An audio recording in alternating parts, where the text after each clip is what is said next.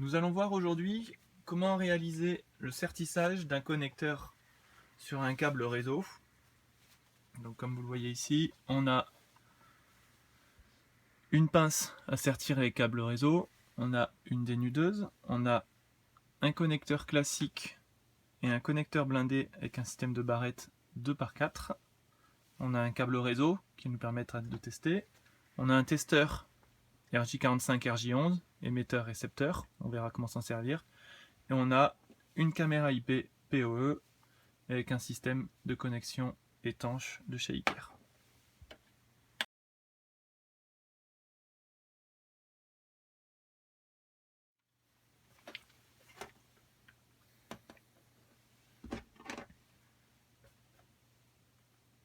Donc on va commencer par dénuder le câble à l'aide de la dénudeuse, sans trop insister pour ne pas attaquer les 8 brins qui se situent sous la gaine. Donc on voit bien nos 4 paires, donc 4 fois 2 fils 8, qui sont torsadés par couleur. Donc chaque couleur est associée à un autre fil qui est de la même couleur et plus blanc. Donc on va détorsader nos 8 câbles pour pouvoir les voir. On va ensuite prendre la première partie du connecteur, puisqu'on est sur un connecteur catégorie 6 en 2 parties, qu'on va appeler un peigne, dans lequel on a 8 trous qui nous permettent de glisser les fils un par un dedans, en respectant le code couleur que vous pourrez trouver sur internet, ou vous pourrez trouver également dans la vidéo. Donc l'intérêt de ce connecteur en 2 parties, c'est qu'on a la possibilité de placer dedans des brins avec un diamètre supérieur. Ce genre de brin à diamètre supérieur est utilisé dans le câble blindé. Vous risquez d'être embêté avec des connecteurs classiques avec du câble blindé parce que le diamètre est légèrement supérieur. Avec ce type de connecteur, aucun souci, que le câble soit classique ou blindé, vous pourrez l'utiliser. Donc, voilà, on garde une longueur correcte, on vient clipser nos fils tranquillement dans chaque trou. Alors ça peut paraître un peu plus long, mais par contre on a un taux de réussite qui est de 100%, parce qu'en toute logique, une fois que les fils sont dans les trous, ils vont forcément aller s'aligner correctement dans le connecteur en face.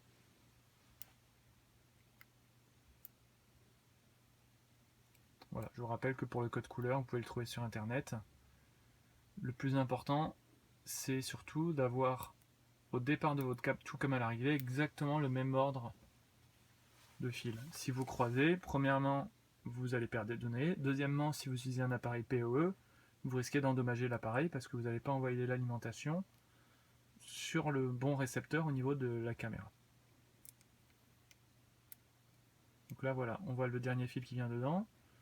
On va faire coulisser le peigne en arrière le plus possible jusqu'à ce qu'il arrive embuté sur la gaine. Une fois que c'est le cas, je vais couper à l'aide d'une pince coupante les fils qui dépassent, donc à ras du peigne.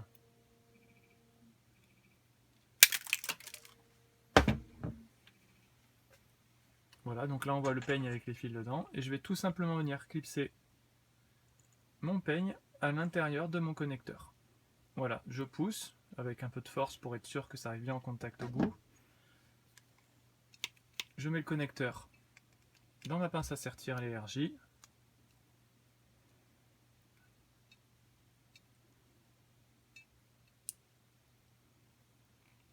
J'appuie.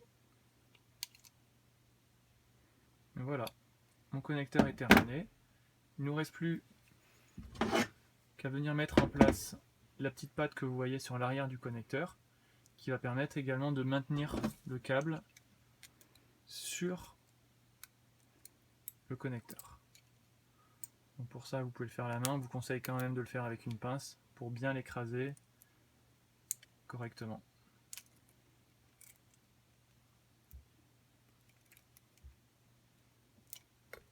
Voilà, donc là vous voyez le câble est parfaitement terminé. Ça fait quelque chose de tout à fait propre. En fait, ça vient remplacer le manchon, ce système de pattes qu'on est venu écraser.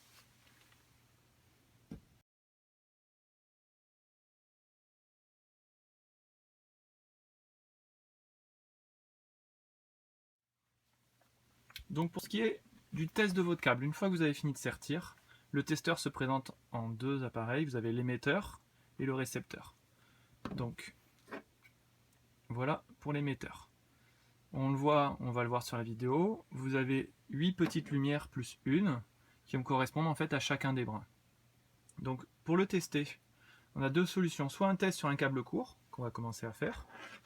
Donc vous branchez le câble sur une des entrées et le second sur la deuxième. Ensuite, vous allumez simplement votre appareil et vous allez voir des LED en fait qui vont s'afficher sur les fils 1 à 8 et éventuellement sur le fil ground si votre connecteur est équipé de ce genre de système. Donc l'important c'est d'avoir en haut et en bas les mêmes lumières qui s'allument en même temps. Si vous avez sur la partie basse une lumière qui ne s'allume pas ou une lumière qui s'allume qui est différente de celle de la ligne au-dessus, c'est que vous avez un défaut sur votre câble. Soit les fils sont mal connectés, sont croisés, soit le fil n'est carrément pas connecté.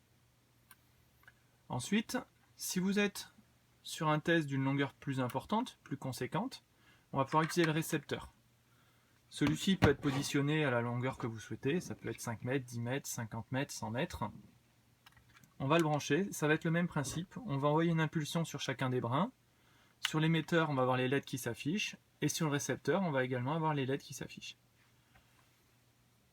Si les LED s'affichent correctement sur les deux appareils, c'est que votre câble est en bon état et vos connecteurs sont correctement réalisés. Vous pouvez donc passer à la suite de votre installation.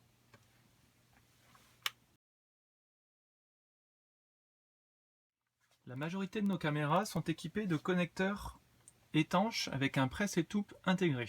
Nous allons vous montrer dans cette vidéo comment le connecter sur votre câble réseau.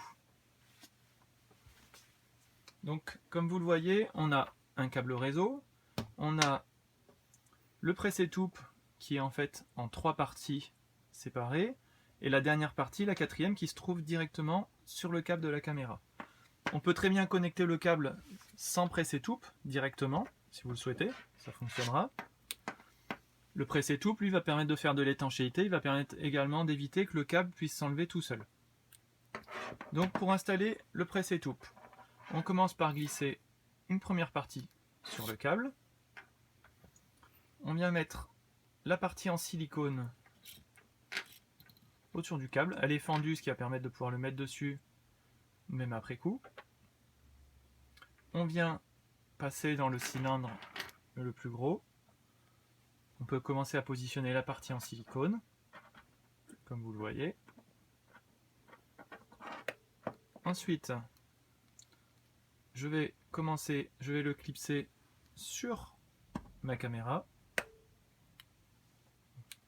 Voilà. Je vais pouvoir pousser mon presse-étoupe pour qu'il puisse venir se mettre en contact. Et après, en le vissant d'un quart de tour, j'ai un système de baïonnette qui va le maintenir en place. Une fois que c'est fait, je viens visser la dernière partie. Celle-ci va permettre d'écraser légèrement le joint qui fera l'étanchéité sur ma caméra. Voilà, vous avez un connecteur 100% étanche et résistant à l'arrachement.